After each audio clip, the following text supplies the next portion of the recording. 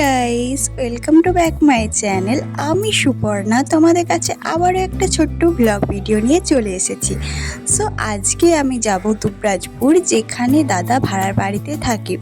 ওইখানে রামকৃষ্ণ আশ্রমে যে অভেদানন্দ মেলাটা বসেছে, তো ওই মেলাটাই দেখতে যাব।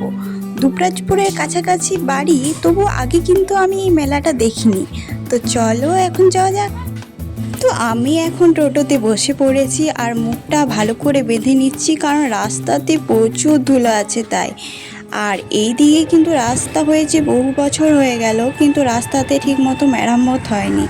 আর এই দিকে দেখো রাস্তাতে বাম্পার দেওয়া হচ্ছে। তো গাইজ, এখন আমি নেমে পড়েছি আর দাদা আসছে আমাকে নিতে। তো চলো যাওয়া যাক।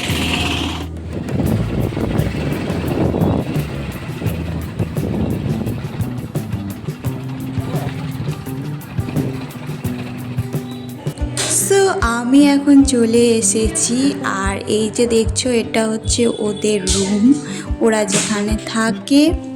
আর মুন্নি তো আমাকে দেখে এতই লজ্জা পাচ্ছে যেন ও আমাকে প্রথম দেখছে। আর এটা হচ্ছে ওদের উঠান। তো আসার পর আমি স্নান করে নিয়েছি, আর এখন আমরা সবাই মিলে খেতে বসে পড়েছি। আর দেখো মমি আমাদেরকে সার্ভ করে দিচ্ছে। এখানে আছে ভাত, বাঁধাকপির সবজি, শিম ভর্তা, শসা আর মাছের ঝোল টক।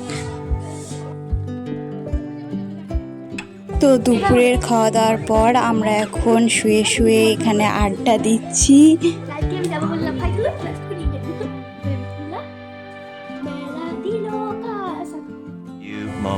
তো গাইজ, এখন প্রায় বাজছে সন্ধে 7টা, আর এখন আমরা চলে এসেছি মেলায়।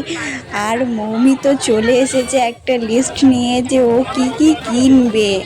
তো এখন আমরা এখানে বাচ্চাদের জন্য খেলনা দেখছি।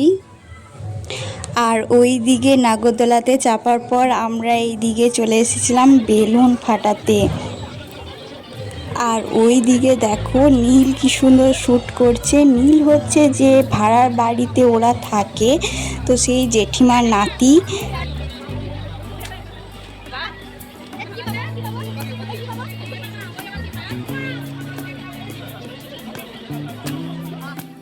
তো এখন আমরা খাওয়া দাওয়া করতে চলে এসেছি, আর খাওয়ার পর আমরা এখন হেঁটে হেঁটে বাড়ি ফিরছি। আর এই দেখো এখানে একটা মন্দির রয়েছে। সো গাইজ, ভিডিওটা এখানেই আমি এন্ড করছি। ভালো লাগলে চ্যানেলটা সাবস্ক্রাইব করবেন, লাইক কমেন্ট করতে ভুলবেন না। শীঘ্রই দেখা হচ্ছে নেক্সট একটা ব্লগে।